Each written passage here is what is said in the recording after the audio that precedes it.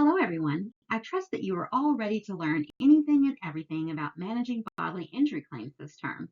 First, though, let's take a step back and talk about what an insurance claim actually is.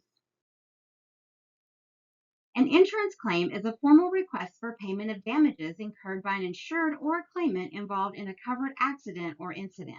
This could involve damage to a car in an automobile accident, destruction of a home by a tornado, a broken leg sustained in a slip and fall incident at a business, or even the mysterious disappearance of your diamond necklace.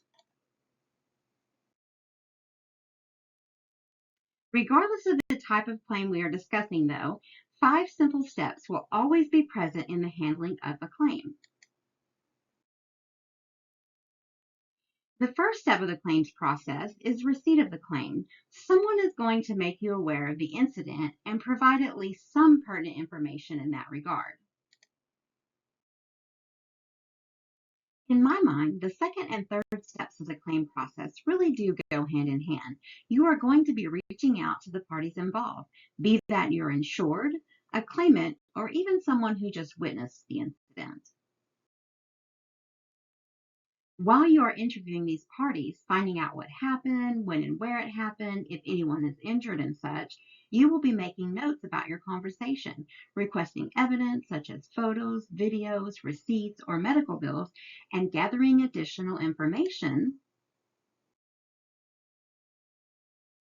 all while documenting the claim. You will want to try to make notes in your claim system as you're talking with the involved parties so that once your call is concluded, you can save that information and move on to your next task. Next, utilizing the information and documentation that you gathered, you will determine what caused the incident, who's at fault for the incident, are they the only one at fault, and if not, what percentage is each party responsible for. Additionally, you will use this information and documentation to determine the damages that party sustained.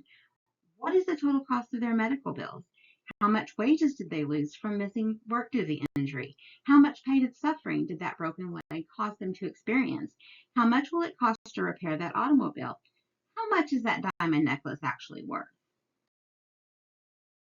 In the final step of the claim process, in the simplest terms, you are going to be reacting to your determination as to whether the harmed party is due compensation under the terms of the insurance policy. If not, you will typically draft a denial letter to that party, as well as call them to discuss your decision. If so, hopefully you'll be able to work with that party to pay their damages in a pre-suit settlement. This usually involves the harmed party signing a settlement release agreement, agreeing to the terms of the settlement, and then you making payment to them directly.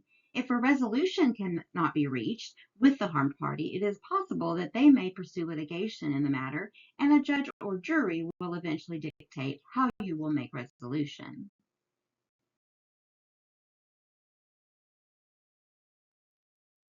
But again, though, regardless of the type of claim you're handling, these 5 steps will always guide you as you work to resolve claims, whatever shape that resolution takes.